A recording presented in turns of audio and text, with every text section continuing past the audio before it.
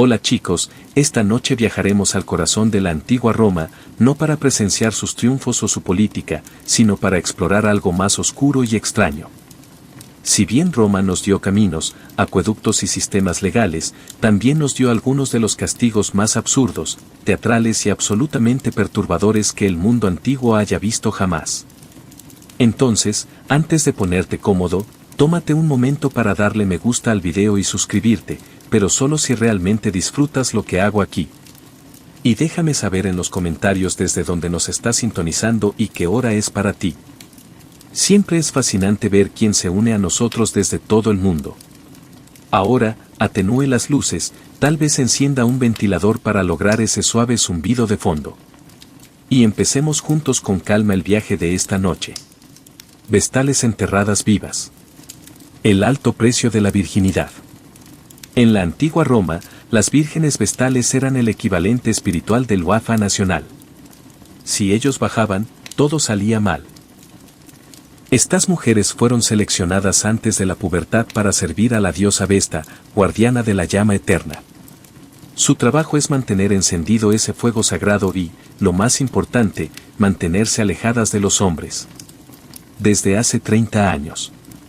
Romper un voto de castidad en la antigua Roma no solo estaba mal visto.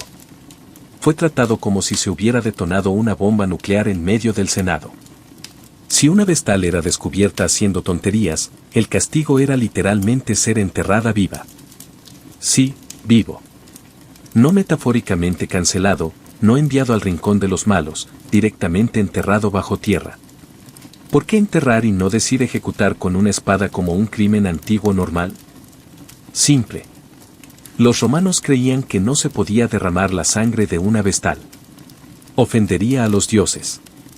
Así que encontraron una escapatoria encantadora. Cava un hoyo, bájala con una lámpara de aceite encendida, un poco de pan y un poco de agua. Porque, oye, la hidratación importa. Y luego sellala. Voila. Sin sangre, sin desorden, sin rabietas divinas. La pobre muchacha se quedaba allí tumbada en la oscuridad pensando en sus decisiones de vida mientras Roma se sacudía las manos y seguía adelante. Uno pensaría que los tipos con los que la atraparon sufrirían el mismo destino, pero no, normalmente los azotaban hasta la muerte en público. Sigue siendo brutal, solo que más rápido. Para ser justos, convertirse en vestal fue un gran honor. Conseguías asientos de primera fila en los juegos, viajabas en carruajes lujosos e incluso tenías el poder de perdonar a los prisioneros condenados con una sola palabra. Pero todo eso tenía un pequeño inconveniente. Si cometes un error, dormirás bajo tierra para siempre. Y sí, Roma se lo tomó muy en serio. Una famosa vestal, Cornelia, fue acusada durante el reinado del emperador Domiciano. Antes de ser sentenciada, supuestamente gritó: ¿Cree César que me he acostado con un dios? Porque ningún mortal me ha tocado. Un movimiento audaz. No funcionó, así que, si alguna vez te sientes abrumado por tu trabajo, simplemente recuerda que al menos tu jefe no está amenazándote con enterrarte en un agujero con pan duro y una lámpara de aceite polvorienta. Roma, donde las políticas de recursos humanos estaban escritas en piedra y con miedo. Buena muerte en un saco con compañeros animales. Ah, la antigua Roma, cuna de la filosofía, la arquitectura y los castigos que suenan como sueños febriles. Hablemos de peña, que se traduce como penalización del saco. Y no, este no es ningún peculiar programa de juegos medievales. Esto es lo que ocurre si cometes el tabú romano por excelencia, matar a tu padre. Los romanos no se limitaban a imponerte una multa o a enviarte a la cárcel. No, no. Si asesinaste a tu querido y viejo padre, te dieron un paquete de castigo de lujo protagonizado por ti y 4 desafortunados animales. Primero, los romanos te atarían las manos, tal vez te darían un momento para reflexionar sobre tus decisiones de vida. Spoiler, has cometido errores malos. Luego te coces dentro de un gran saco de cuero. Suena acogedor, ¿verdad? Pero esto mejora. Acompañando a ti en el saco estaba un perro por la lealtad que te faltaba. Un mono para añadir caos, una serpiente para deslizarse entre tus arrepentimientos y un gallo tal vez para anunciar tu perdición al amanecer. Entonces el saco, ahora repleto de malas decisiones y de rabia animal, fue arrojado a un río, idealmente uno profundo.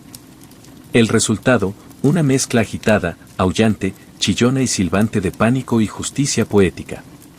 Nadie sabe realmente por qué se eligieron estos animales específicos, pero los historiadores creen que fue simbólico. Los perros representaban a la familia, los monos al caos, las serpientes al engaño y los gallos a la vigilancia. Básicamente, tus pecados hechos carne y plumas. ¿Te imaginas el momento dentro de ese saco? Un mono te está dando un cabezazo mientras una serpiente se enrosca alrededor de tu pierna. El perro está perdiendo la cabeza y el gallo piensa que es martes. Si esto suena como la peor sala de escape de la historia, no estás muy lejos de la realidad. El castigo fue raro, afortunadamente. Pero Roma lo revivió ocasionalmente solo para dejar en claro un punto, generalmente bajo emperadores que amaban lo teatral. No se trataba solo de matar al criminal.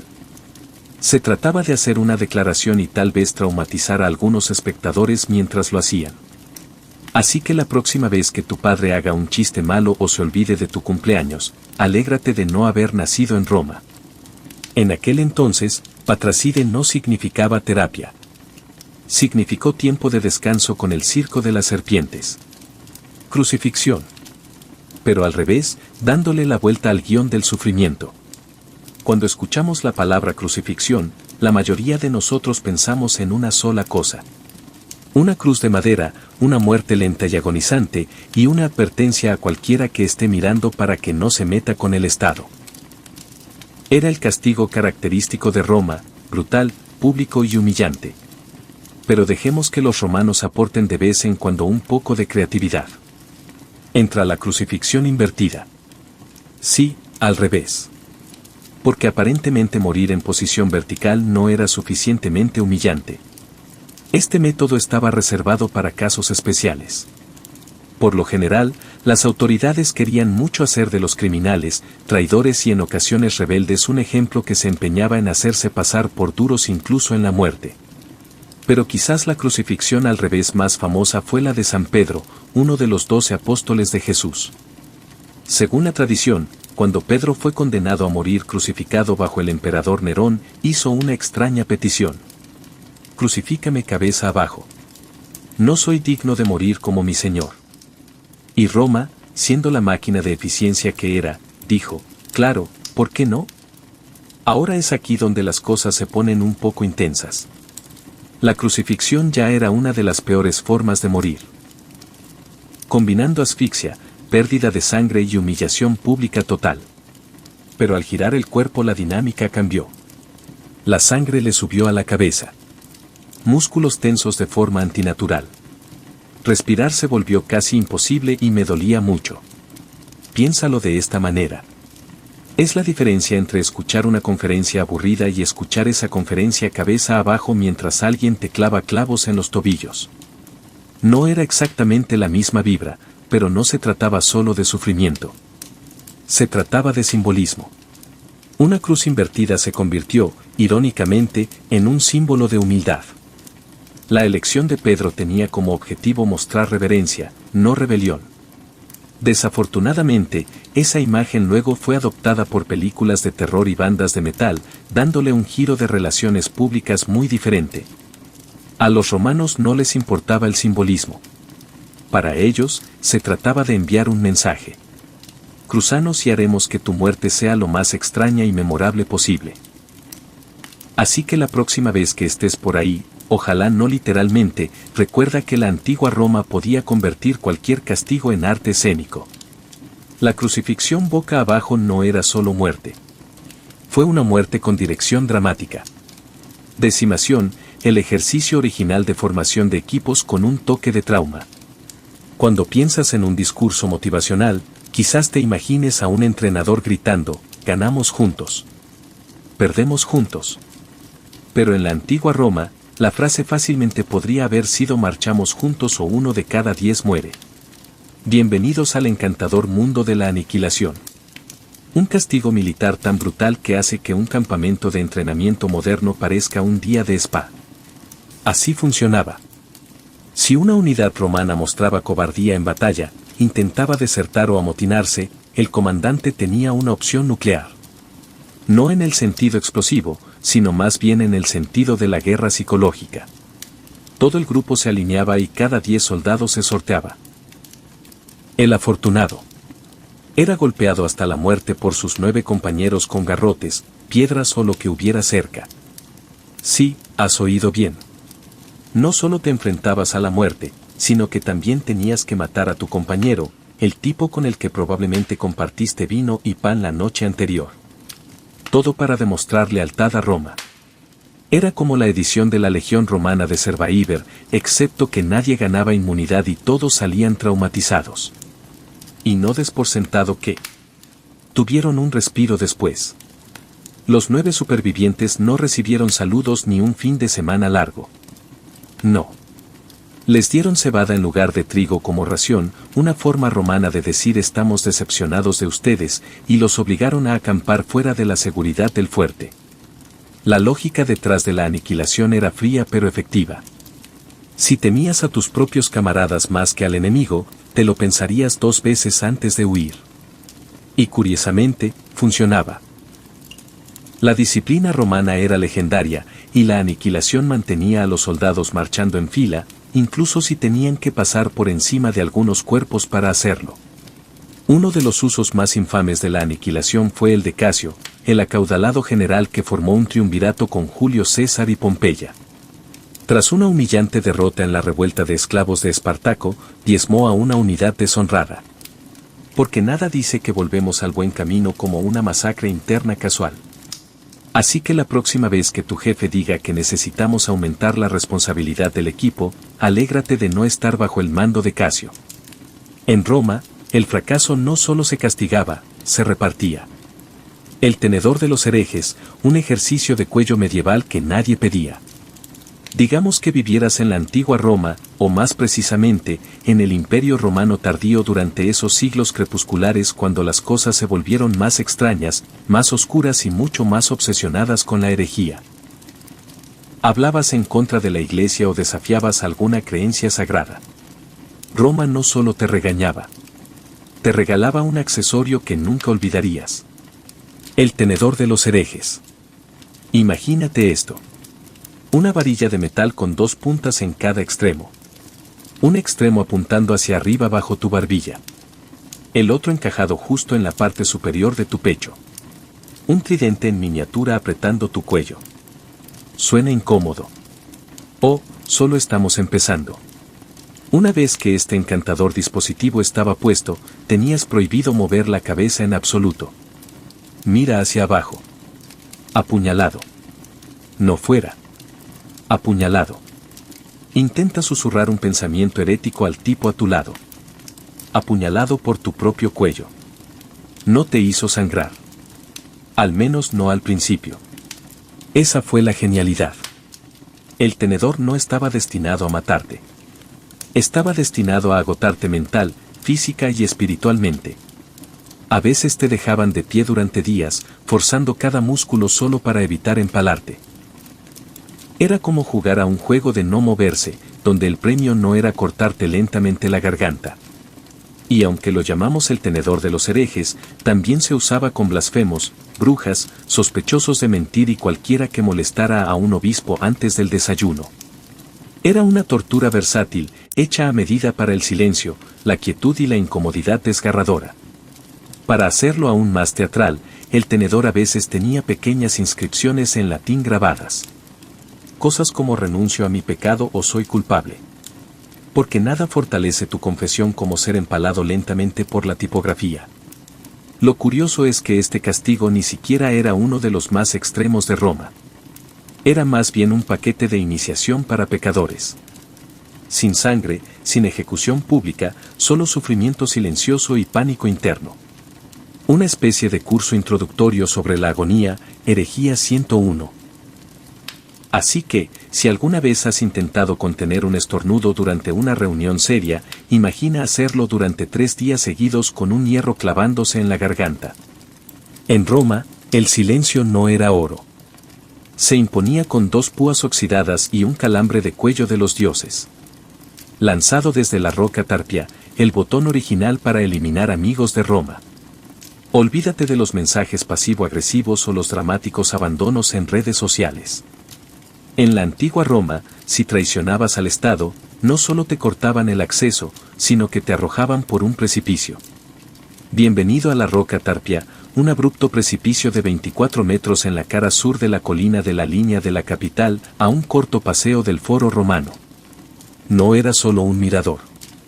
Era donde la República se deshacía de la basura lanzando a los traidores directamente desde allí. Y sí, era tan teatral como suena. Ahora bien, la roca recibió su nombre de Tarpeia, una joven romana que traicionó la ciudad al enemigo. Sabinos a cambio de lo que ella creía que serían brillantes brazaletes de oro.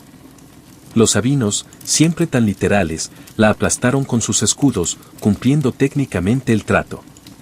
Su cuerpo fue arrojado desde el acantilado y la roca recibió su nombre. Moraleja, no confíes en invasores ni en vagos planes de pago. Pero después de eso, la roca Tarpia se convirtió en la herramienta favorita de Roma para lidiar con traidores, funcionarios corruptos, falsos testigos y cualquiera que hiciera que el Estado dijera, sí, este merece un castigo dramático. Sin ahorcamiento ni espada. Solo un vuelo corto y una parada repentina. A menudo desnudaban a los condenados, los hacían desfilar y luego los llevaban al borde, donde la gravedad dictaba la sentencia. Y sí, solía haber una multitud. Nada como una buena ejecución a la antigua para animar un día de mercado. Era público. Era definitivo. Y era simbólico. No solo morías. Te expulsaban de la ciudad física y espiritualmente. La cultura de la cancelación definitiva, edición Roma. Curiosamente, la roca se encontraba a tiro de piedra del templo de Júpiter, lo que significaba que si mentías a los dioses o al Estado, tus últimos momentos incluían una breve vista del cielo en primera fila. Con el tiempo, surgieron castigos más elaborados. Leones, crucifixiones, túnicas quemadas, pero la roca de Tarpean siguió siendo un clásico. Elegante en su simplicidad, brutal en su mensaje. Así que la próxima vez que alguien diga que realmente lo dejaron en evidencia, recuérdales que los romanos lo hicieron primero. Sin ruedas, solo piedra y traición resonando por las colinas. Damnio ad bestius. Muerte por león. Aplausos opcionales. Bienvenidos al Coliseo. Piedra, sudor y 50.000 fanáticos rugientes. La versión de la televisión por cable de la antigua Roma. El evento principal de hoy, Damnio ad bestias, o como lo llamaríamos nosotros, ser alimento de animales salvajes mientras todos comen bocadillos.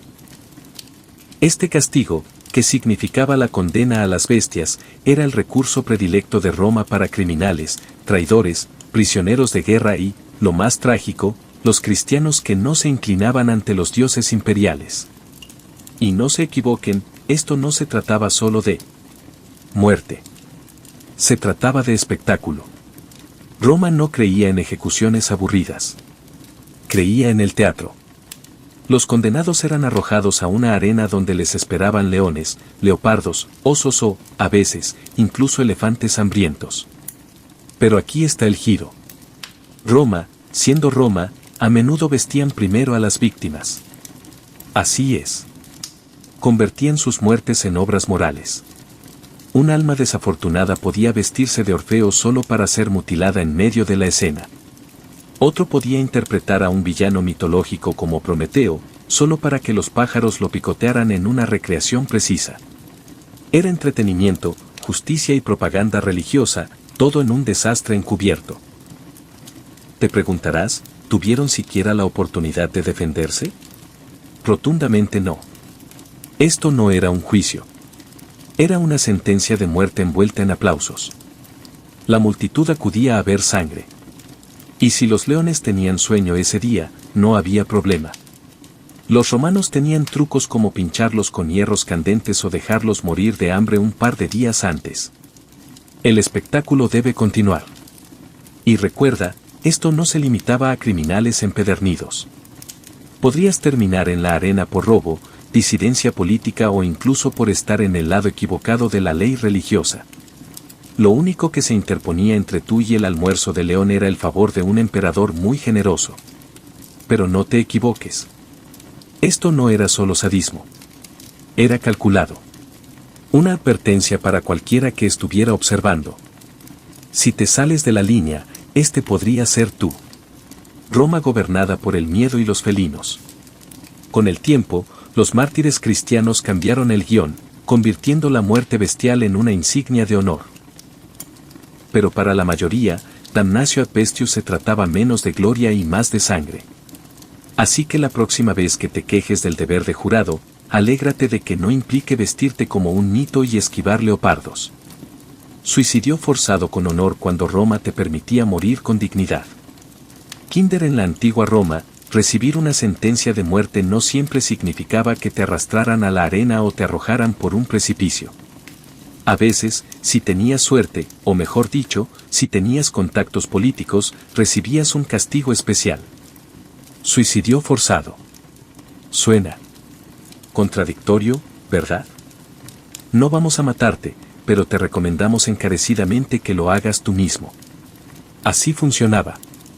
Si eras senador, noble o alguien de la alta sociedad romana con la capacidad de poseer más de una túnica, y lograbas ofender al emperador, quizá planeando un golpe de estado, quizá simplemente por mostrarte demasiado seguro de ti mismo, recibías una visita discreta. Te entregaban un pergamino, un mensaje cortés del emperador, que decía algo así: has deshonrado al Estado. Por favor, toma el camino honorable. Traducción: mátate antes del atardecer o lo haremos por ti y lo haremos desagradable. Lo bueno, si cumplías, era que tu familia conservaba tus propiedades. Tu nombre incluso podía quedar intacto en los registros. Quizás era la versión romana de una indemnización con sangre en lugar de papeleo. Esto no se consideraba una humillación. Se consideraba noble. De hecho, muchas élites lo veían como un último acto de control, una oportunidad para escribir su propio final, a veces literalmente. Piensa en la calidez. Baño, una cuchillada en la muñeca y un monólogo final, muy propio de la pasión de Roma por el drama. El filósofo Séneca el joven se enfrentó a este destino. Acusado de formar parte de una conspiración contra Nerón, posiblemente falsamente, le ordenaron que terminara con todo él mismo. Se cortó las muñecas y luego los tobillos, pero la hemorragia siempre lo mataba. A veces simplemente lo dejaban hacerlo con belleza. El burro de madera, al sentarse, se convertía en delito. Si alguna vez se ha quejado de una silla incómoda, la antigua Roma querría hablar con usted. Porque uno de sus castigos más imaginativos involucraba un mueble, el ahora infame burro de madera, o como debería haberse llamado, el pony del dolor de la perdición. Este dispositivo no era un burro real, por supuesto. Era una viga de madera alta, estrecha y de ángulos pronunciados con forma de A y un pico muy fino. Los condenados, generalmente ladrones, esclavos o soldados rebeldes, eran obligados a sentarse a horcajadas sobre ella. Así es. Todo su peso corporal presionaba hacia abajo. En ese borde afilado justo entre las piernas. Pero espera, la cosa empeora. Para dejarlo claro, con un juego de palabras intencionado, a menudo se ataban pesas a los tobillos de la persona. La gravedad hacía el resto. Cuanto más tiempo se permanecía sentado, más se te clavaba la viga en la carne, lenta y dolorosamente, dependiendo de la generosidad del verdugo. Podías quedarte allí horas. Ahora bien, los romanos no inventaron el burro de madera, probablemente provenía de tradiciones de tortura anteriores en Oriente Medio. Pero, lo adoptaron con entusiasmo. Porque si había algo que Roma amaba, era el castigo con pompa. No siempre era una sentencia de muerte. A veces se usaba simplemente como una forma muy persuasiva de humillación pública. Imagínatelo. Una plaza llena de gente. Un comerciante pillaba a clientes estafando. Ahora, un burro gimiendo mientras los niños reían y los vendedores ofrecían bocadillos. Era dolor, logro y una lección de vida, todo en uno. Peor aún, Los generales romanos a veces lo usaban como disciplina de campo. Los soldados que desobedecían podían encontrarse montados a horcajadas sobre el burro como recordatorio para seguir órdenes, porque nada dice más estimulante que una hemorragia interna. Y sí, hubo modificaciones ocasionales. Algunos burros eran de metal, otros tenían púas. Un disco incluso menciona una versión con calor porque, al parecer, Roma aceptaba las críticas e innovaba sobre la marcha. Era humillante. Era brutal. Y convertía el simple acto de sentarse en un castigo que podía marcarte de por vida, física y mentalmente. Así que la próxima vez que tu silla de oficina se sienta un poco rígida, recuerda que al menos no es un triángulo afilado y que nadie te está atando piedras a los pies. En la antigua Roma, la mala postura no era el mayor problema. Los muebles marcaban la cara. Cuando tu foto de perfil era permanente en un mundo sin documentos de identidad, comprobaciones de antecedentes ni búsquedas en Google, la antigua Roma tenía una solución sencilla para rastrear a los criminales. Simplemente grabarla en su cara. Sí, hablamos de marca. No del tipo que las empresas hacen con logotipos, sino del tipo en el que tu frente se convierte en una etiqueta de delito. Y si eras ladrón, esclavo fugitivo o reincidente, felicidades. Ahora tenías un rasgo facial permanente que gritaba, no confíes en este tipo. La marca solía hacerse con una varilla de metal caliente presionada en la piel con la gentileza de un herrero con una fecha límite. Letras como F de fur, ladrón, o C de calumnia, acusador falso, se grababan en la frente o la mejilla. Imagínatelo como la versión romana de una reseña de una estrella en Yelp, pero en el cráneo. Y esto no se hacía en una trastienda privada. Oh, no. La marca era pública. Un espectáculo, una lección. La idea era humillar al criminal y otros lo pensarían dos veces. No era solo un castigo. Era propaganda que se grababa directamente en la carne. Ahora imagina vivir con esa marca. Caminando por el mercado que todos conocen intentando conseguir un trabajo. Buena suerte. Coqueteando con alguien. Olvídalo. Ya no eras una persona. Eras una escena del crimen ambulante. Los esclavos fugitivos eran el objetivo principal. Muchos eran marcados con las letras SAG, abreviatura de fugitivo, que significa fugitivo. Y si volvían a escapar después de eso, la sanción era más severa. Marcas, o algo peor. Los esclavos no eran solo propiedad. Se esperaba que llevaran su desobediencia como una insignia. Algunos astutos intentaban eliminar o disimular las marcas con cortes, tatuajes o incluso maquillaje. Pero Roma, siempre preparada, también castigaba esos actos. Manipular una marca era como intentar retocar con Photoshop los antecedentes penales. No funcionaba. Más tarde, emperadores como Constantino intentaron moderar el asunto, sugiriendo que las marcas se colocaran en las manos o las piernas en lugar de en la cara. Pero incluso entonces, el objetivo era el mismo, vergüenza permanente. Así que la próxima vez que alguien te diga que afrontes las consecuencias, alégrate de que no lo diga literalmente. Porque en la antigua Roma, no solo recordaban tu crimen. Se aseguraban de que tu cara también lo hiciera. Extirpación de la lengua por blasfemia. Dile adiós a la charla trivial. En la antigua Roma, la libertad de expresión era condicional. Podías alabar al emperador, debatir sobre filosofía y recitar poesía. Simplemente no blasfemes. Porque si hablabas mal de los dioses, insultabas al emperador o susurrabas las palabras equivocadas en. Si te equivocabas de oído, podrías encontrarte recibiendo un castigo literal y horroroso. La amputación de la lengua. Sí, realmente lo hacían. La lógica era simple. Si tus palabras eran peligrosas, Roma te silenciaba para siempre. El proceso no era precisamente sutil. No había anestesia ni herramientas estériles, solo forceps, hierro y dolor. Un soldado o un verdugo te sujetaba la lengua, te la cortaba o, en algunos casos, la arrancaba por completo. No era cirugía. Era censura aprobada por el Estado. Y no siempre se trataba de religión. Claro, Blasfemar contra los dioses era una vía rápida al castigo, especialmente si te burlabas de Júpiter en público o cuestionabas los fuegos sagrados. Pero a menudo blasfemar significaba hablar en contra del emperador o del orden moral del imperio. Básicamente, si tu boca incomodaba a personas poderosas, de repente te convertías en una emergencia médica. Un chiste malo, un susurro herético, un cántico rebelde, un corte. Este castigo no era solo brutal. Era teatral. La amputación pública de la lengua enviaba un mensaje claro. Las palabras tienen poder, pero el nuestro tiene más. E incluso si sobreviviste a la terrible experiencia, la vida después no fue precisamente un paseo. No podías hablar con claridad.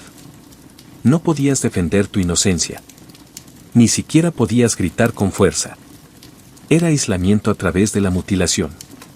Una letra escarlata grabada no en tu piel, sino en tu silencio. Irónicamente, algunos de los primeros mártires cristianos sufrieron este destino. Se negaron a renunciar a su fe y siguieron predicando. Roma no pudo silenciar sus ideas, así que fue a por el mensajero, literalmente.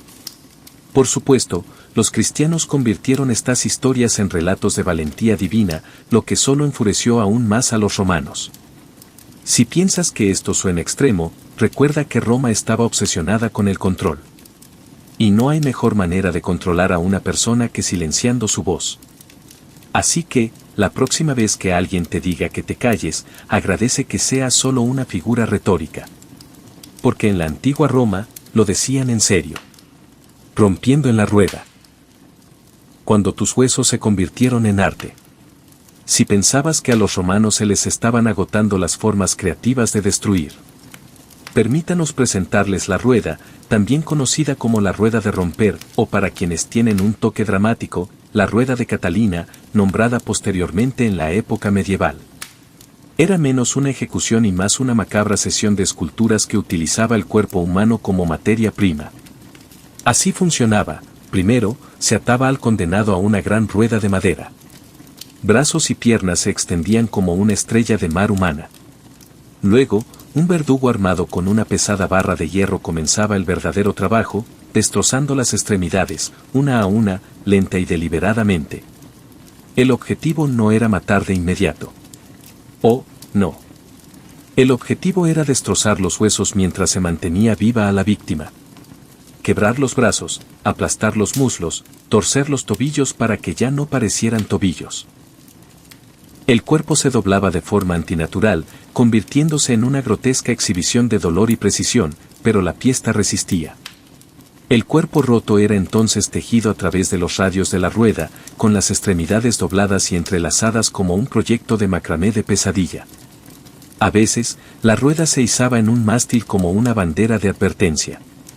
Otras veces, se dejaba girar suavemente al viento. ¿Por qué no añadir ambiente? No se trataba solo de un castigo. Era un mensaje público. Frenar el volante se usaba para delitos considerados especialmente viles como asesinato, traición o robo en la carretera. Decía a la multitud: esto es lo que pasa cuando te pasas de la raya. Y no solo moriste. Te pudriste a plena vista. Supervivientes. Raros. Pero aquí está el giro inesperado. Si alguien sobrevivía a la ordalía, digamos que aún respiraba después de 1 o 2 días, a veces se le mostraba clemencia con un golpe final en el pecho o el cuello. A veces, por horrible que suene, el castigo sobrevivía a Roma. La Europa medieval lo amaba tanto que lo convirtió en una forma de arte, añadiendo picas, fuegos y guiones dramáticos. Roma simplemente había preparado el escenario. Así que la próxima vez que pienses que tu viaje al trabajo es duro, recuerda que al menos no estás atado a una rueda de madera que se convierte en la pieza central de una galería pública de huesos. En Roma, la justicia no era ciega. Era audaz, brutal y construida para la máxima exposición. Ejecución por ceniza caliente, muerte por la combustión lenta y granulada. Cuando se trataba de matar creativamente, la antigua Roma siempre tenía algo latente. Literalmente, entra en escena uno de sus castigos menos conocidos pero profundamente perturbadores. La ejecución por ceniza caliente. No es tan famosa como la crucifixión o los leones, pero podría simplemente es una de las formas de morir más lentas y psicológicamente aterradoras jamás ideadas. Sin espadas, sin derramamiento de sangre, sin liberación rápida, solo cenizas calientes, sofocantes e interminables. Este horripilante método se atribuye, como era de esperar, al emperador Nerón, un hombre que consideraba las ejecuciones una auténtica representación artística. En un caso registrado, Nerón mandó enterrar a un enemigo hasta el cuello en una fosa. Hasta aquí, la Roma clásica. Pero en lugar de decapitarlo o lapidarlo, Nerón le dio un giro. Le insertó un embudo en la boca y le vertía lentamente ceniza caliente. Ni agua hirviendo, ni fuego, sino ceniza. A primera vista, parece inofensivo. Las cenizas son blandas, ¿verdad? Pero aquí es donde entra en juego el ingenioso horror. La ceniza es abrasadora. Obstruye la garganta, abrasa los pulmones y sofoca desde dentro. No mata rápido. Asfixia lenta, gradualmente. Sientes cada momento, cada aliento convirtiéndose en fuego, cada trago convirtiéndose en el último. Y a medida que la ceniza se asienta, no sangras. No estás quemado por fuera, pero por dentro todo falla. Es muerte por polvo. Muerte por asfixia disfrazada de silencio. ¿Por qué ceniza, entonces? Porque era humillante, indigno.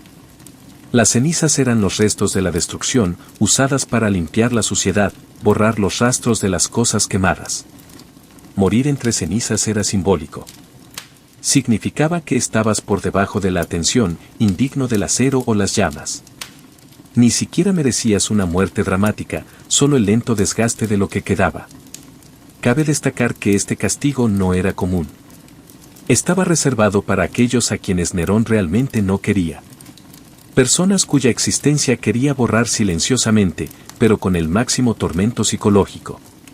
Y para la multitud, no parecía gran cosa. Ni sangre, ni gritos, solo un hombre en un agujero y un hilillo de polvo gris.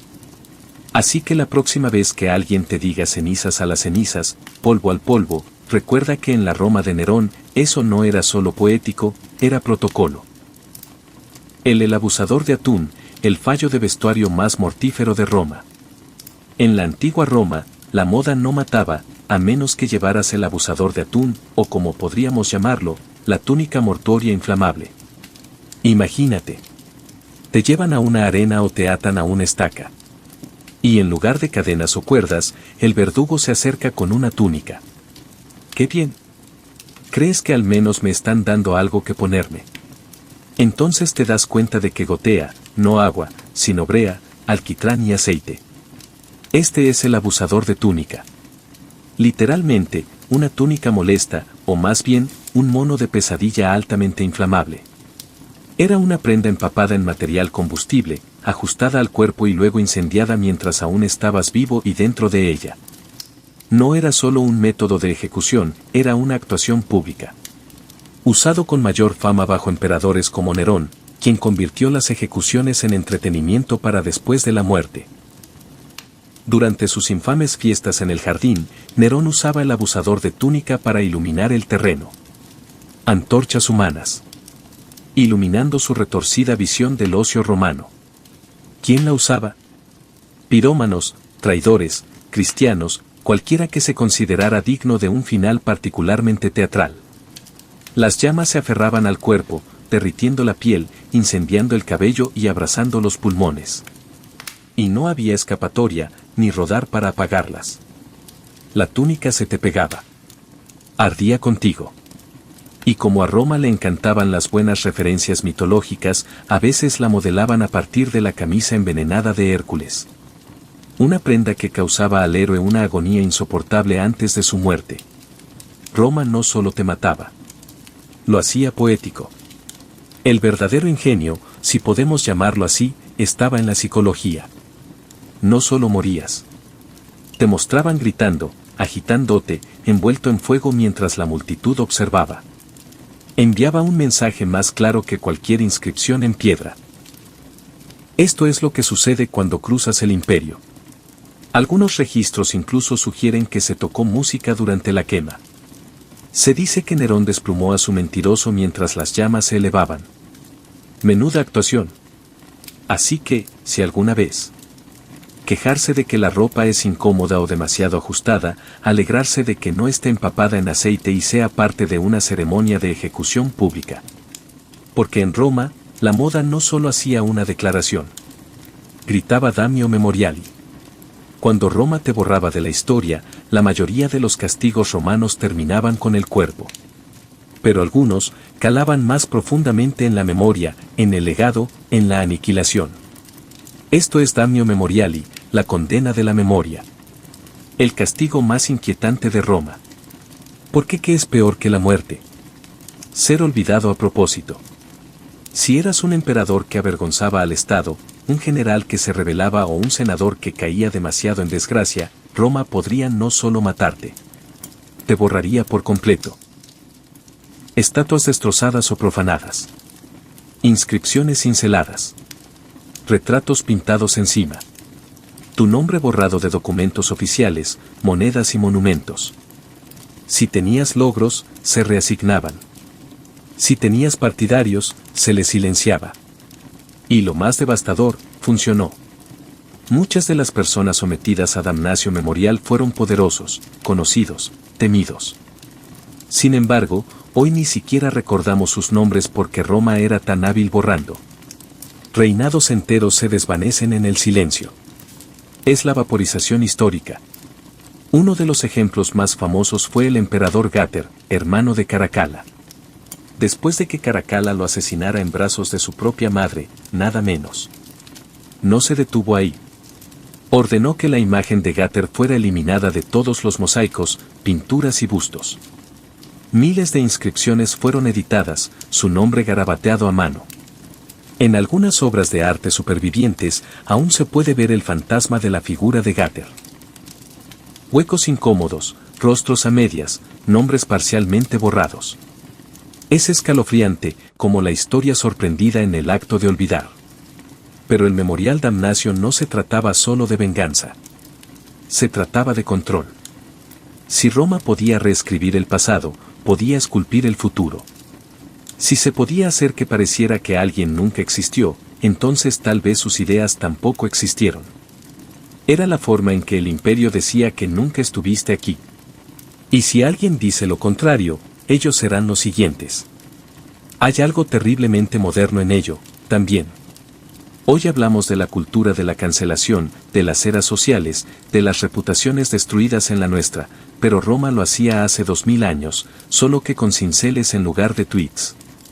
Así que, al cerrar este extraño viaje a través de los castigos más extraños de Roma, recuerden esto. El castigo más cruel no era el fuego, ni los leones, ni las cuerdas. Era el silencio que le seguía. Porque en la antigua Roma, lo peor que te podía pasar era ser olvidado.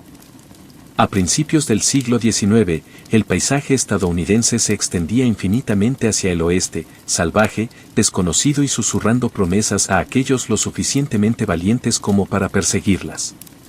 El este, abarrotado de ciudades, fábricas y tierras de cultivo marchitas, había empezado a sentirse apretado, constrictivo. Pero el oeste, ese era el sueño. Un lienzo en blanco con el peligro justo para que la pintura se pegara. Comenzó como un susurro en las tabernas, en los bancos de las iglesias, alrededor de las mesas, historias de tierra abierta, de ríos que brillaban como la plata, de valles que florecieron sin esfuerzo. La compra de Luisiana en 1803 había más que duplicado el tamaño de los jóvenes Estados Unidos.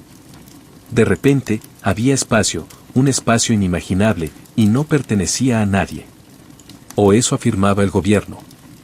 Para muchos, el oeste era más que una brújula. Era un nuevo comienzo, un lugar donde tu nombre no cargaba con tus deudas, donde nadie preguntaba de dónde venías, solo qué podías hacer con tus manos. Llamaba a soñadores y desesperados por igual. Agricultores en busca de nuevas tierras, viudas en busca de paz y aventureros en busca de leyendas forjadas en historias de fogatas. No había carreteras, ni garantías, ni segundas oportunidades. Todo viaje hacia el oeste comenzaba con incertidumbre. ¿Sobreviviría la carreta a las montañas? ¿Se congelaría el río demasiado pronto? ¿Habría comida al otro lado? Y, sin embargo, decenas de miles partieron. Familias enteras con bebés envueltos en sacos de flores y abuelas abrigadas entre cajas de cerdo salado, partieron hacia lo desconocido. Ir al oeste era arriesgarse. Todo. Pero quedarse atrás era como rendirse a una vida limitada. La frontera no era solo un lugar en un mapa. Era una prueba de voluntad, de coraje, de la capacidad de forjar orden en el caos usando solo madera, acero y esperanza pura. Y mientras el sol se ponía tras interminables praderas y crestas montañosas, proyectando largas sombras sobre las ruedas de las carretas y los rostros cansados, una cosa estaba clara. La historia de Estados Unidos aún no estaba escrita. Estaba siendo arrastrada lentamente hacia el oeste, una milla destartalada a la vez. Antes de que los pioneros pudieran aventurarse en la frontera salvaje, tuvieron que construir una embarcación que transportara no solo suministros, sino todo su futuro. Aquí entra la carreta cubierta, la columna vertebral de la migración hacia el oeste. No era una diligencia ni un carruaje elegante. Era una caja de madera sobre ruedas unida por el sudor, la esperanza y clavos de hierro. La mayoría de las familias no construían carretas desde cero. Las compraban o modificaban las existentes. El tipo más famoso era el Konosuga, pero en la frontera se necesitaba algo más pequeño, ligero y económico. Ese se convirtió en el goleta de la pradera. Llamada así porque su capota de lona, ondeando al viento, parecía un barco navegando por mares herbosos. Pero este barco no transportaba oro ni joyas. Transportaba cerdo salado, harina, frijoles, ollas de hierro fundido, una rueca, una Biblia y quizás una buena colcha. Cada centímetro estaba contabilizado. El espacio era vida, y el peso podía matarte. Una carreta completamente cargada podía contener hasta 2000 libras, y los bueyes que la tiraban se derrumbaban mucho antes de llegar a las montañas rocosas. Los caballos eran demasiado delicados, las mulas demasiado caras. Los bueyes eran los verdaderos motores de la expansión, lentos, testarudos, pero irrompibles. Las familias dormían en las carretas, debajo o junto a ellas. La privacidad era un lujo que pocos podían permitirse. Y a pesar de lo que Hollywood sugiere, la gente no viajaba dentro todo el día. Eso sacudiría los huesos y magullaría la espalda. La mayoría caminaba kilómetro tras kilómetro, día tras día abrasador. Las carretas no eran solo transporte. Eran cápsulas de supervivencia. Contenían medicinas, lengüetas de repuesto para carretas, pólvora y semillas. Algunos incluso llevaban pollitos en cajas debajo de la plataforma para empezar a construir un rancho una vez que la familia se estableciera. Y, sin embargo, a pesar de su practicidad, las carretas también eran simbólicas. Eran esperanzas sobre ruedas. Una vez uncidos los bueyes, una vez que las ruedas crujían al ponerse en movimiento, no había vuelta atrás. La casa se vendió. El terreno había desaparecido. Solo quedaba el camino, el cielo y la creencia de que algo mejor nos esperaba. Cada bache, cada eje agrietado, cada cruce embarrado era una línea escrita en la historia de la expansión estadounidense. Grabada no con tinta, sino con los surcos de las ruedas y la fuerza de voluntad. La vida en el camino no era la romántica historia de aventuras que algunos podrían imaginar. Era larga, agotadora y empapada de polvo. Cada día comenzaba antes del amanecer. No se necesitaban gallos. El crujido de los arneses de cuero y el gemido de las ruedas de las carretas eran suficientes despertadores. La caravana promedio se movía entre 16 y 24 kilómetros al día, dependiendo del clima, el terreno y cómo. Muchos ejes se rompieron esa mañana. Con el tiempo, senderos como las rutas de Oregón, Santa Fe y California se excavaron en la tierra. Cada uno bordeado de pertenencias desechadas, ruedas rotas y las tumbas de quienes nunca llegaron al oeste. Las comidas eran sencillas, abundantes e infinitamente repetitivas. El café era un lujo. El agua, una apuesta arriesgada. Los arroyos podían estar limpios o plagados de bacterias. Hervirla ayudaba si se tenía combustible y tiempo. De lo contrario, era cuestión de suerte y oración. La comida estaba racionada. Carne salada, boniato, frijoles secos y, a veces, cazas silvestres si alguien podía disparar con precisión. Las cebollas silvestres y las bayas se convirtieron en preciados manjares. La enfermedad era la mayor causa de muerte en el camino. El cólera arrasaba los campamentos como un reguero de pólvora. Provenía del agua contaminada y mataba rápidamente en cuestión de horas. A veces, la disensión, el escorbuto y las mordeduras de serpientes se llevaban a otros. No había médicos, solo remedios caseros y esperanza. A veces la esperanza no era suficiente. Aún así, había momentos de alegría. Los niños jugaban con palos y piedras o saltaban a la sombra de la carreta.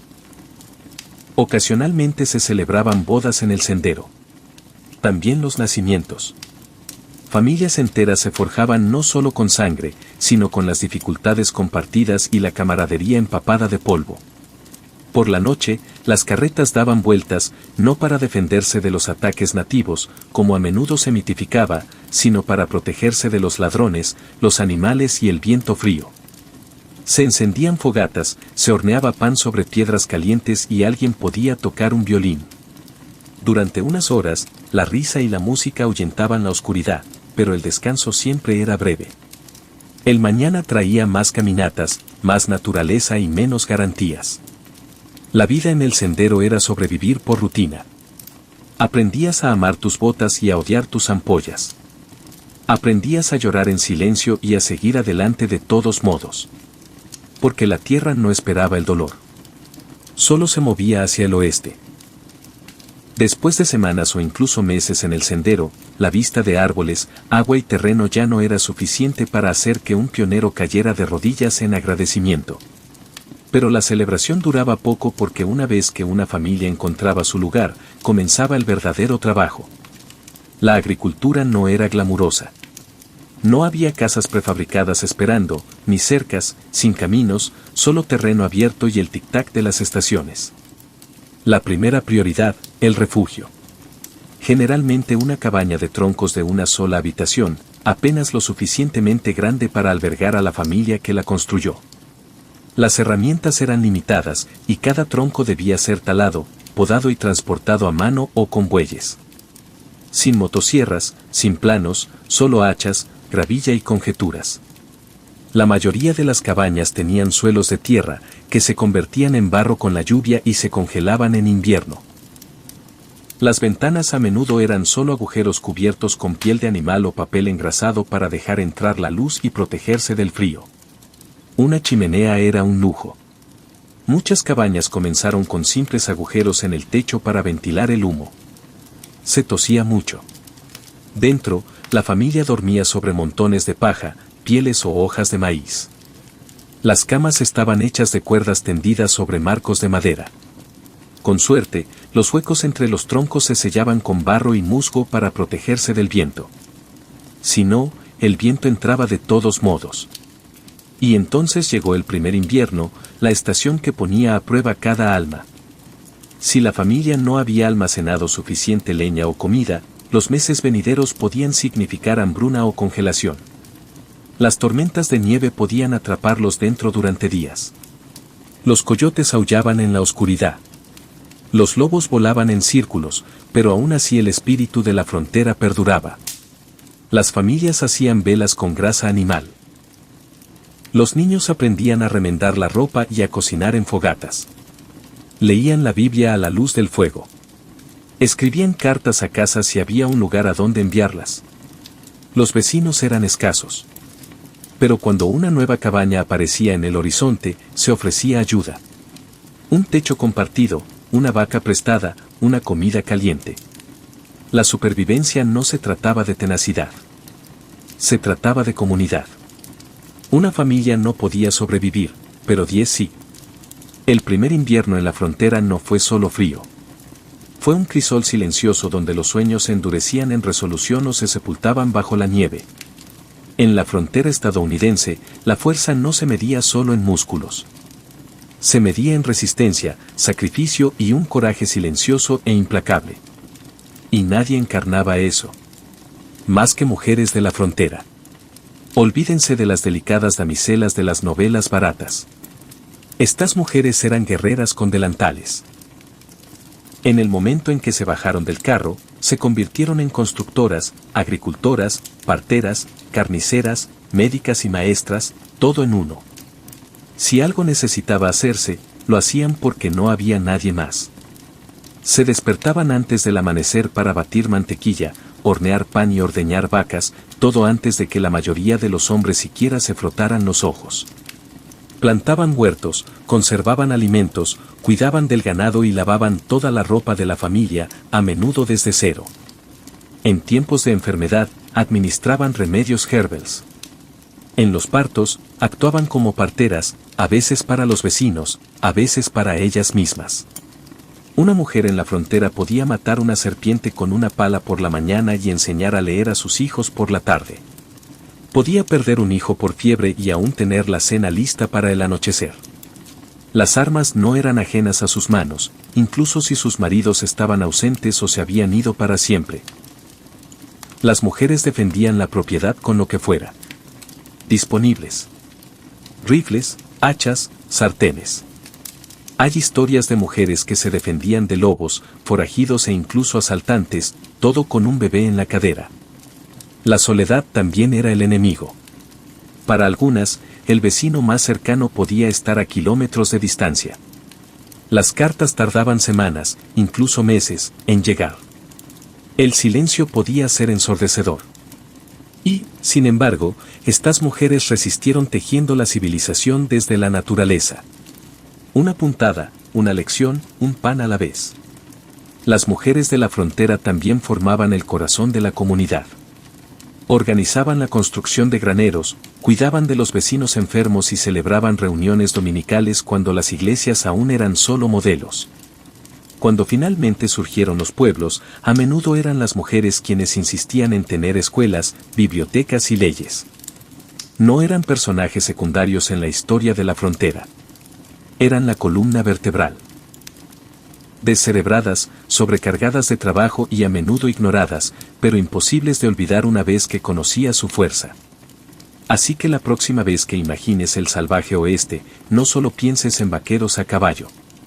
Piensa en una mujer, con el pelo abrochados a la espalda, con las mangas arremangadas, la escopeta junto a la puerta y el pan de maíz en el horno. Por cada carreta que avanzaba hacia el oeste, por cada cabaña construida y campo arado, ya había alguien allí. La frontera estadounidense no estaba vacía. Estaba ocupada por cientos de naciones indígenas que habían considerado la tierra su hogar durante siglos, incluso milenios. Desde las grandes llanuras hasta la costa del Pacífico, la tierra estaba profundamente entrelazada con la vida nativa, terrenos de caza, lugares sagrados, rutas de migración, ríos llenos de significado. Pero para el gobierno estadounidense y para la mayoría de los pioneros, esto no se veía como un hogar. Se veía como un potencial. Y así comenzó un largo y doloroso desenlace de promesas. El gobierno estadounidense firmó tratado tras tratado con las tribus nativas, acuerdos que prometían paz, derechos territoriales y recursos. Pero casi todos estos tratados se rompieron. A medida que los colonos se dirigían hacia el oeste, las tribus fueron repelidas una y otra vez. A veces con tinta, a veces con fuego y balas.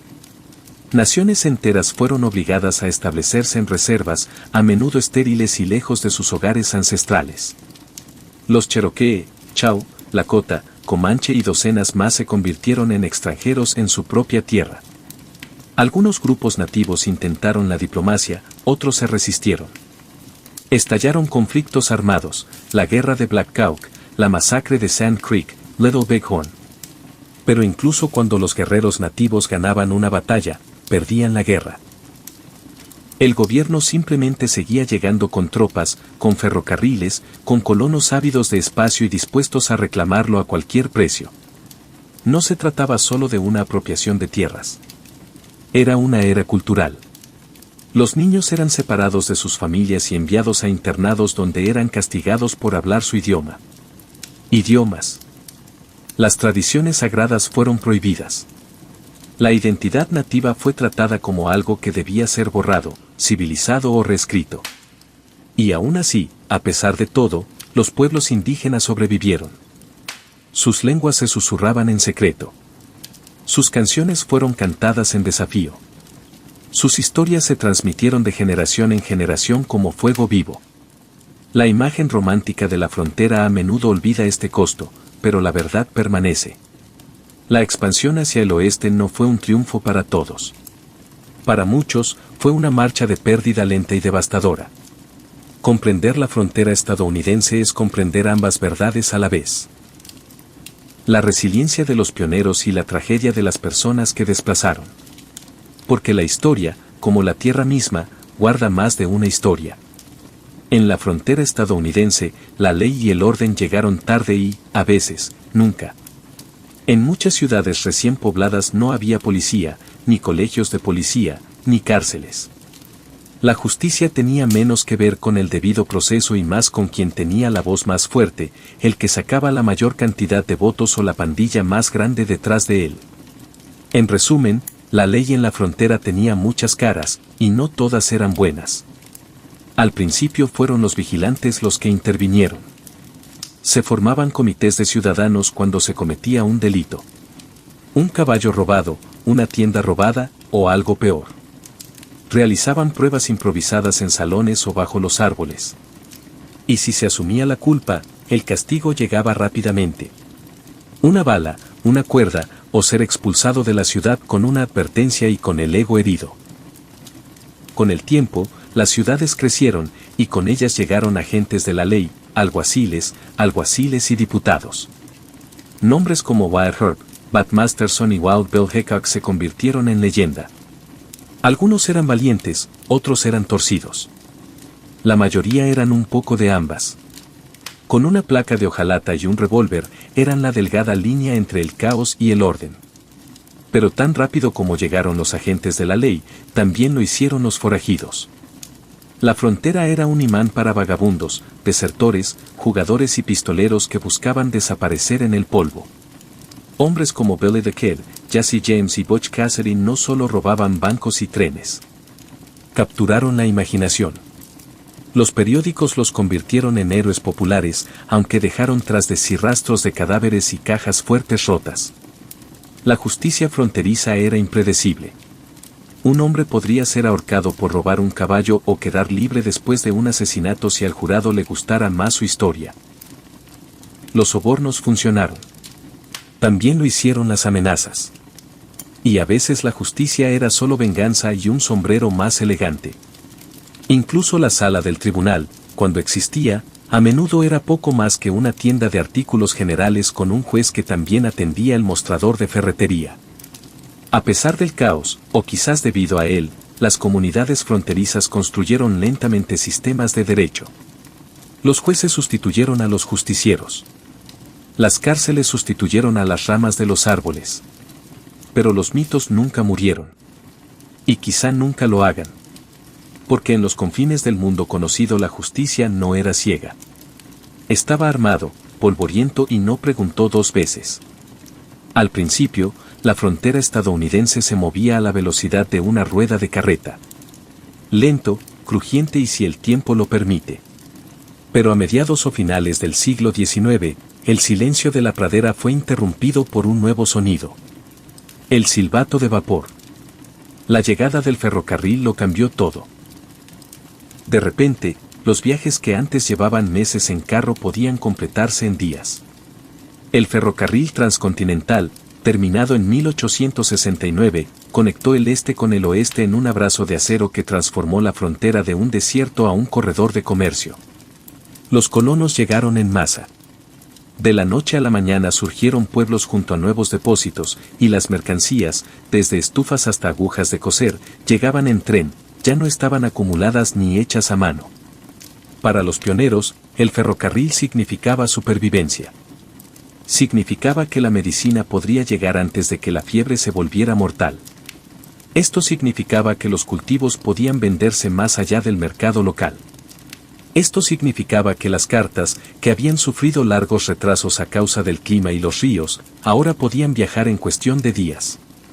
La frontera pasó a ser menos una apuesta y más un riesgo calculado.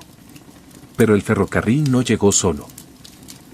A lo largo de él corría el cable telegráfico, delgados y zumbantes hilos de cobre que unían el país con puntos y rayas. El telégrafo proporcionó a la frontera algo que nunca antes había tenido: comunicación instantánea. Un ranchero de Wyoming podría recibir la noticia de una elección presidencial en cuestión de minutos. Un sheriff podría pedir ayuda a 100 millas de distancia. El aislamiento, el gran temor de los primeros pioneros, se iba muriendo poco a poco. El impacto fue enorme. Las economías se expandieron. El gobierno llegó más lejos. La aplicación de la ley se hizo más rápida. Pero no todos lo acogieron con agrado. Las tribus indígenas vieron los ferrocarriles y los postes de telégrafo como intrusiones. Señales de que la tierra por la que una vez vagaban libremente ahora estaba delimitada por cables y era propiedad de varias secciones. Algunos contraatacaron, saboteando líneas, descarrilando trenes y retrasando lo inevitable. Aún así, el progreso continuó. El caballo de hierro era imparable. Las ciudades que el ferrocarril omitió quedaron abandonadas a su suerte. Otras prosperaron y se convirtieron en ciudades casi de la noche a la mañana. El desierto se iba reduciendo kilómetro a kilómetro, tren a tren. Y aunque el espíritu fronterizo no desapareció, ya no estaba aislado. Se enchufó, se conectó y se comercializó. La frontera todavía era salvaje, pero ahora funcionaba con vapor y señales. A finales del siglo XIX, algo profundo había cambiado.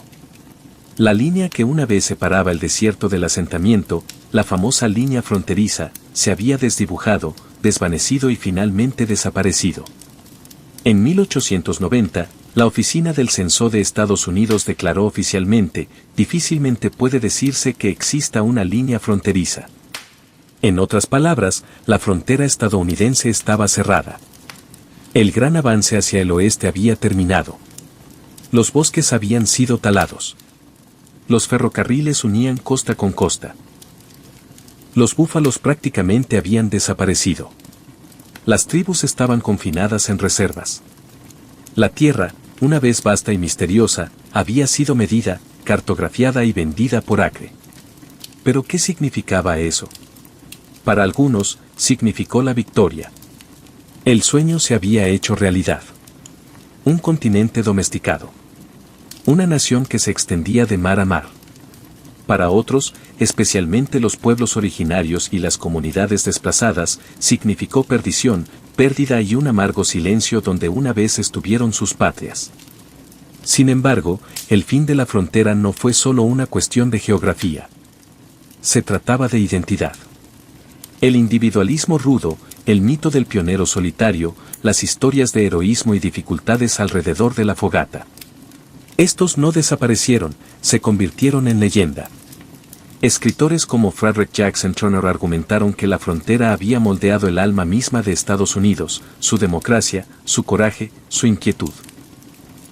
La frontera enseñó a los estadounidenses a adaptarse, a sobrevivir, a confiar en sí mismos y en sus vecinos.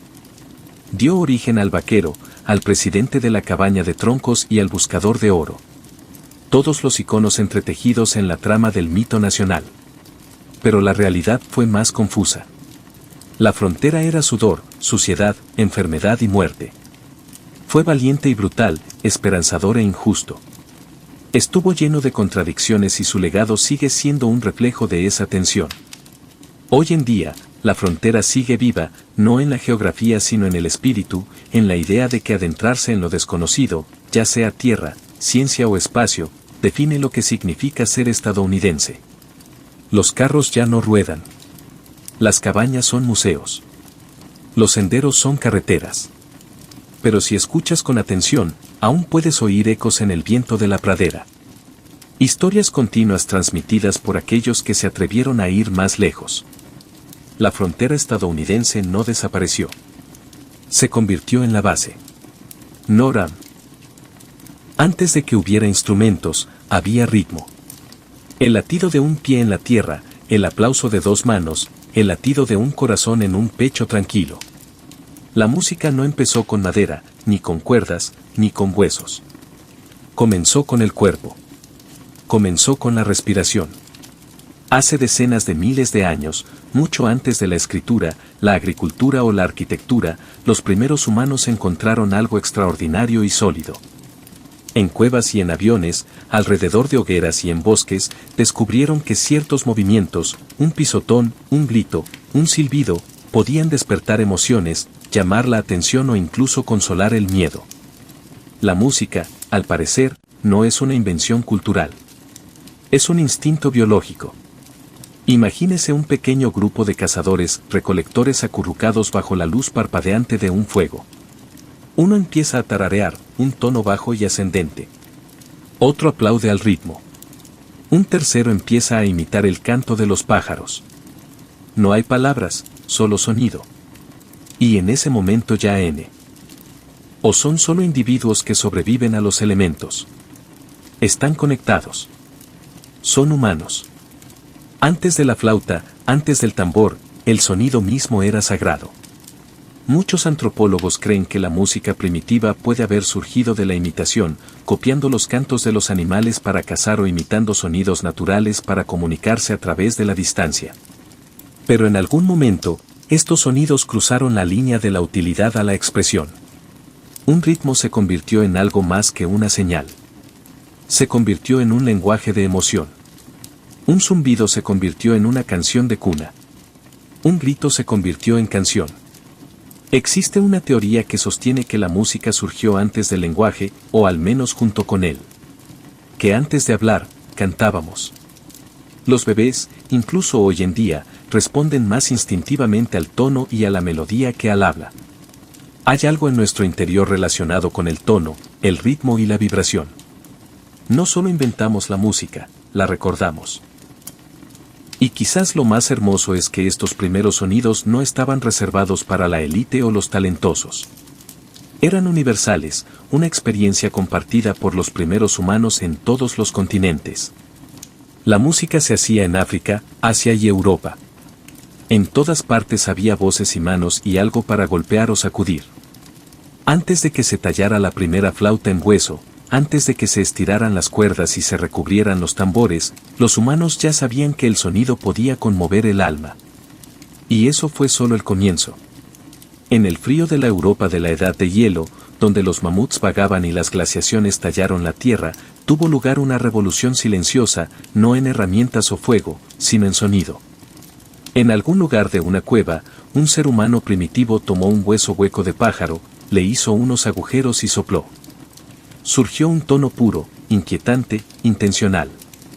Esto no fue un accidente. Este fue el nacimiento del instrumento musical. Los arqueólogos han descubierto flautas de hueso que datan de más de 40.000 años, lo que las convierte en uno de los instrumentos más antiguos conocidos en la Tierra. Estas flautas, encontradas en sitios como la cueva Hofhaus en Alemania, fueron hechas de huesos de alas de buitre o marfil de mamut. No son materiales fáciles de trabajar, pero sus creadores se tomaron el tiempo de tallar agujeros para los dedos a intervalos precisos, lo que permite una variedad de notas. Esa precisión nos dice algo profundo. Esto no fue casualidad, era música estructurada, repetible, creada para la expresión. ¿Por qué lo hicieron? Quizás el sonido imitaba el canto de los pájaros, un llamado a la naturaleza. Quizás acompañaba los rituales que marcaban la transición de la vida a la muerte o el paso de las estaciones. O tal vez, solo tal vez, alguien hizo una flauta porque quería crear belleza en la oscuridad. Es fácil pensar en los humanos prehistóricos como toscos, centrados únicamente en la supervivencia, pero la flauta sugiere lo contrario. Habla de creatividad, de una mente que miró un hueso y no vio comida, sino posibilidad. Estos instrumentos también implican comunidad. Una flauta tocada sola hace música, sí, pero en grupo crea ritmo, armonía y experiencia compartida. Alrededor de un fuego, las flautas pueden haber unido voces, aplaudiendo o tamborileando sobre troncos y piedras. La música se elevaría, resonando en las paredes de la cueva, los primeros conciertos en la historia de la humanidad. Y consideren esto, estas flautas de la Edad de Hielo son anteriores a la invención de la agricultura, la rueda e incluso la escritura. En la jerarquía de la innovación, la música llegó temprano, no como un lujo, sino como una necesidad. Las flautas de la Edad del Hielo no eran solo herramientas. Eran expresiones de alegría, tristeza, misterio y ritual. Frágiles susurros del pasado profundo, todavía capaces de conmovernos hoy. Del hueso y del aliento la humanidad hizo melodía. Si la flauta fue nuestra primera voz, entonces el tambor fue nuestro latido del corazón. Mucho antes de las ciudades, mucho antes de los reyes, había círculos de personas reunidas bajo las estrellas, aplaudiendo, pisando fuerte y marcando el ritmo en el suelo. El tambor no se inventó en un solo lugar. Surgió en todas partes, en todos los continentes y en todas las culturas, como si el cuerpo humano y la tierra misma pidieran estar sincronizados. Los primeros tambores probablemente eran simples pieles de animales tiradas sobre un tronco hueco o una olla de barro. Eran herramientas de ritmo, sí, pero también de ritual, de comunicación y de poder. El sonido de un tambor podía convocar a un dios, dirigir un ejército o reunir a un pueblo. No era solo ruido. Fue una señal. En África, algunas de las tradiciones de tambores más antiguas que se conocen se remontan a decenas de miles de años. Allí, los tambores se convirtieron en voces, instrumentos que podían hablar lenguajes tonales, imitando frases humanas. En Siberia, los chamanes utilizaban tambores para entrar en los trances, y sus ritmos abrían puertas al mundo espiritual. En la Amazonía, el sonido de un tambor de agua resonó en la selva como un trueno creado por manos humanas. Lo que hizo que la batería fuera tan esencial no fue solo su sonido, sino su universalidad. No necesitabas melodía. No necesitabas entrenamiento formal. Solo necesitabas sentir el ritmo. Y lo sentimos, lo sentimos. Los tambores se utilizaban en ceremonias de nacimiento, funerales, bodas, cosechas y guerras. Su pulso dio estructura al caos. Un ritmo podría unir a una tribu, unificar un ritual o preparar a los guerreros para la batalla. El ritmo decía somos uno. Incluso en las primeras épocas de la agricultura, los tambores tenían su lugar. Los agricultores golpean palos para ahuyentar a los pájaros. Los festivales de la cosecha incluían danzas guiadas por el ritmo de los tambores. El ritmo marcaba el tiempo. No solo horas, sino estaciones, ciclos y transiciones. Con el tiempo, los tambores evolucionaron. La gente añadía tallas, pinturas y símbolos espirituales a sus instrumentos. Los tambores no eran solo funcionales. Eran objetos sagrados que representaban la fertilidad, la protección o la conexión divina. Y siempre nos conectaron a través de las barreras del idioma, a través de las generaciones, a través de los mundos. En un mundo anterior a los relojes, la electricidad o la escritura, el ritmo era nuestra forma de contar y de sentir. Los tambores dieron vida al sonido. Hicieron que el tiempo fuera tangible y en sus golpes no solo encontramos música, encontramos significado. A medida que la humanidad pasó de las cuevas a las ciudades, la música evolucionó desde un ritual de supervivencia a un arte sofisticado. En ninguna parte fue esto más evidente que en la antigua Mesopotamia, la cuna de la civilización, donde nacieron los ríos, los reinos esculpidos y la escritura. Aquí la música empezó a lucir elegante. Entre los templos y sigurats encontramos algunas de las primeras representaciones de instrumentos de cuerda, arpas y mentirosos, dibujados en tablillas, tallados en paredes e incluso enterrados junto a los reyes. Estas no eran flautas de hueso hechas en secreto. Fueron elaborados con cuidado, adornados con oro, plata y lapislázuli, sus curvas tan elegantes como su sonido. El arpa, en particular, se convirtió en un símbolo de refinamiento, religión y realeza. No solo un instrumento, sino un mito en madera y cuerda. Estas primeras arpas no tenían trastes ni diapasones. Las cuerdas se pulsaban a mano y cada tono era fijo. Pero lo que les faltaba en flexibilidad lo compensaban con atmósfera.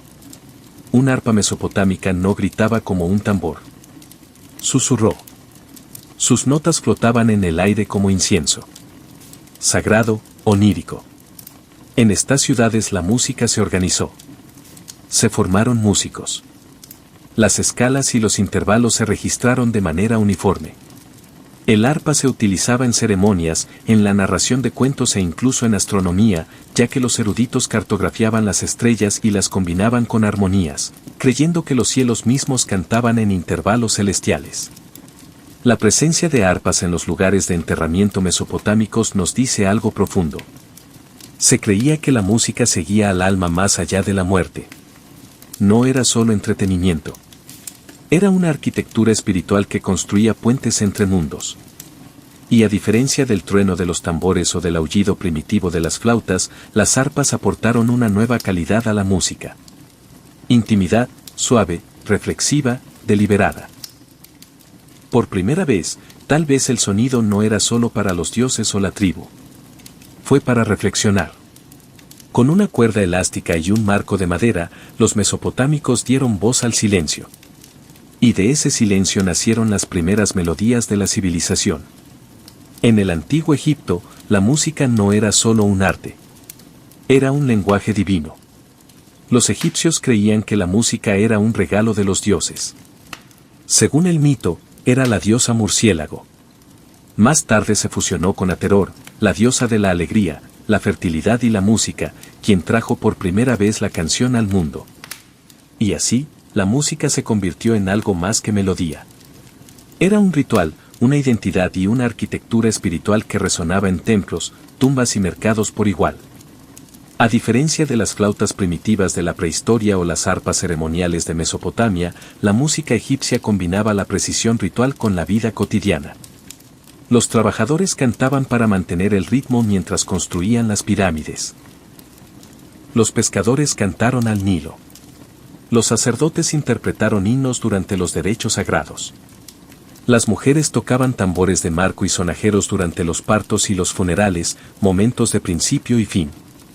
Los instrumentos egipcios más emblemáticos eran las arpas, los cítaras, los ciros y las flautas.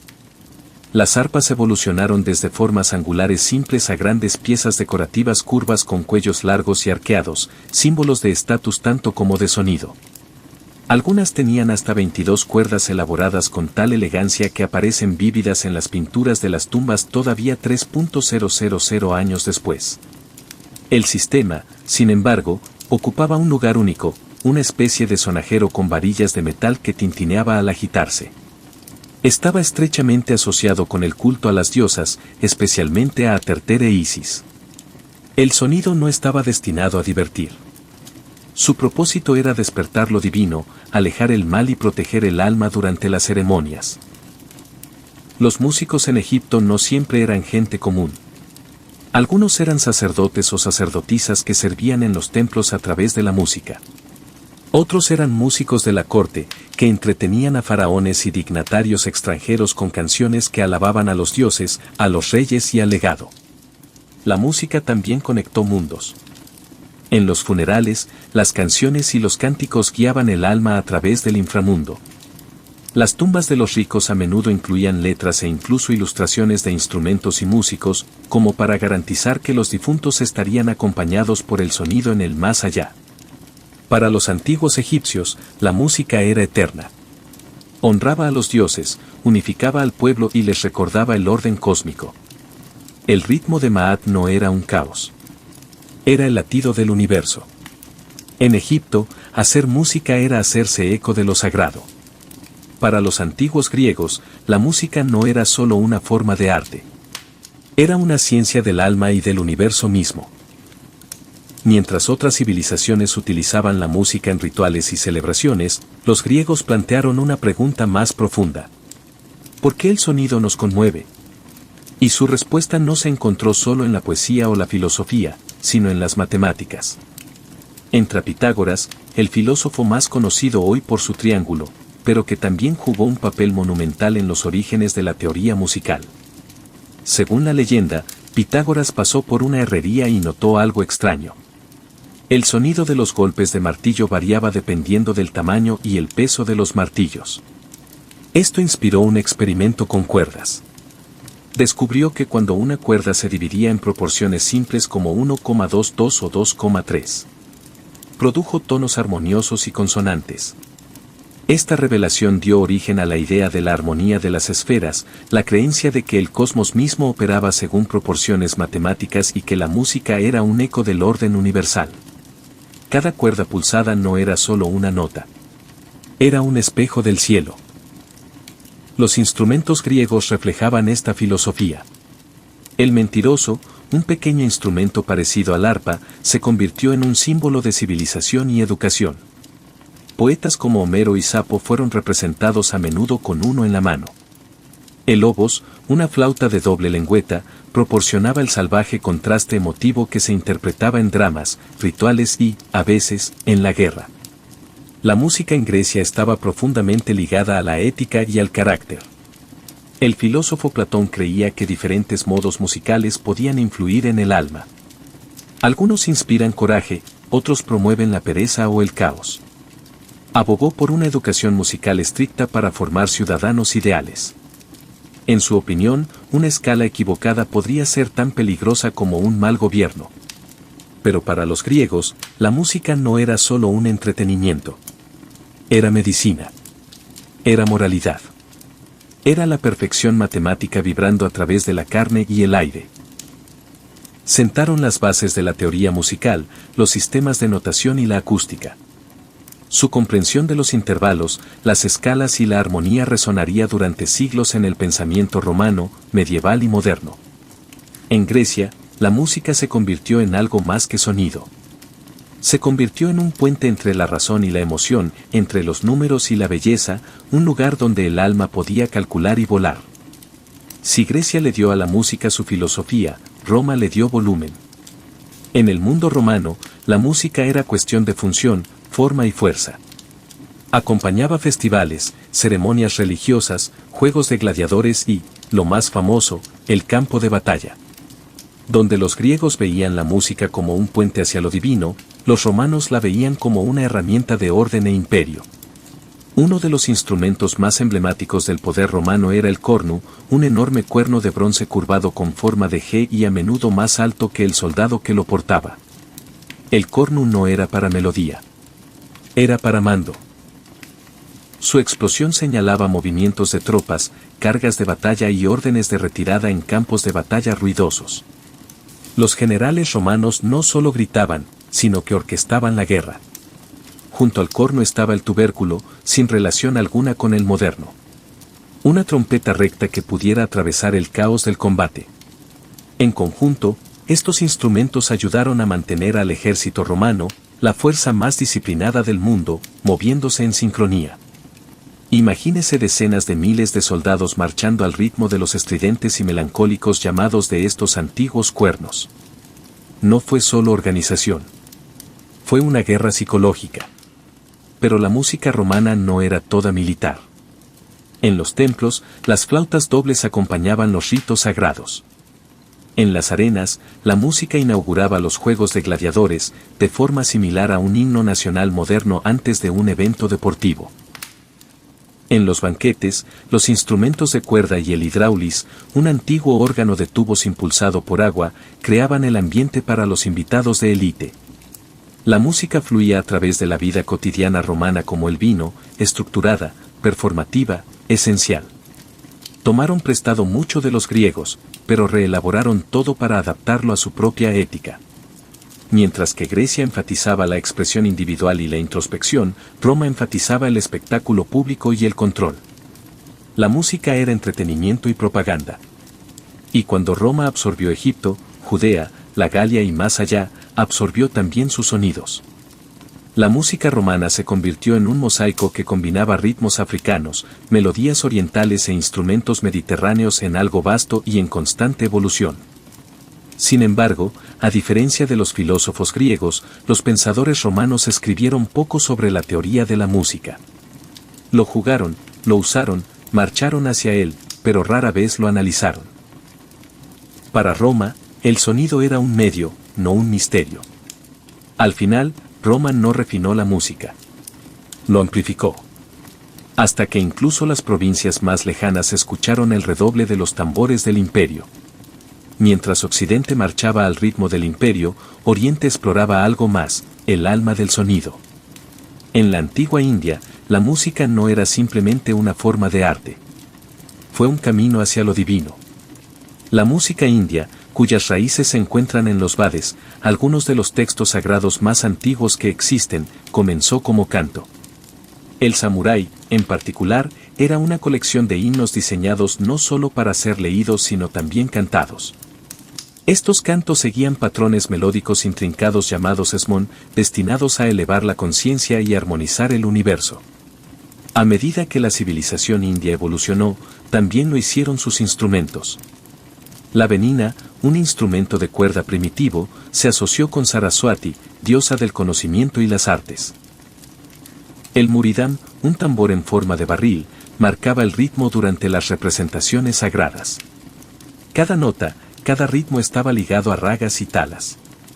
Marcos melódicos y rítmicos que se creía que evocaban emociones específicas, momentos del día e incluso estados espirituales. La música no era para entretener.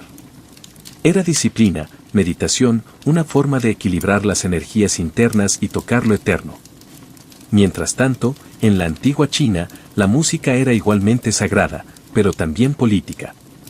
Se decía que el legendario emperador Shan, uno de los 5 emperadores míticos de China, armonizaba el imperio a través de la música. La filosofía china, especialmente el confucianismo, sostenía que la música adecuada conducía al comportamiento moral y al orden social. Las notas correctas crearon armonía no solo en el alma sino en el estado.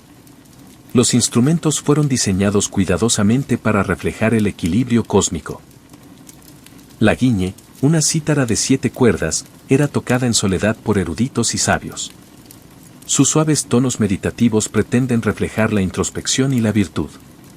El shen, un instrumento de lengüeta soplado con la boca, simbolizaba la unidad a través de sus numerosos tubos que funcionaban como uno solo. El bianhong, un conjunto de campanas de bronce, se utilizaba en las cortes reales para representar la jerarquía y la estructura ritual. La música china estaba afinada a intervalos matemáticos precisos que coincidían con los ciclos naturales, alineando a la humanidad con los cielos. Tanto en la India como en China, la música no estaba separada de la vida. Era la vida, un espejo del cosmos, un código de disciplina, un pulso sagrado. Mientras que Roma utilizaba la música para conquistar, Oriente la utilizaba para comunicarse con lo divino, con la naturaleza, con uno mismo. Desde el sonido de las flautas de hueso en las cuevas de la Edad de Hielo hasta las brillantes cuerdas de Mesopotamia. Desde los quistes egipcios que invocaban a los dioses hasta las cítaras chinas que calmaban a los emperadores. La música siempre ha sido más que entretenimiento. Es un lenguaje sin fronteras, una fuerza que precede a los imperios y los sobrevive. Pero ¿por qué ha perdurado la música cuando tantos otros inventos se han desvanecido? Porque la música habla directamente a algo que no podemos explicar. El centro emocional de nuestro ser. Consuela, advierte, emociona, une, llora. Es lo que ofrece una canción de cuna a un niño que llora.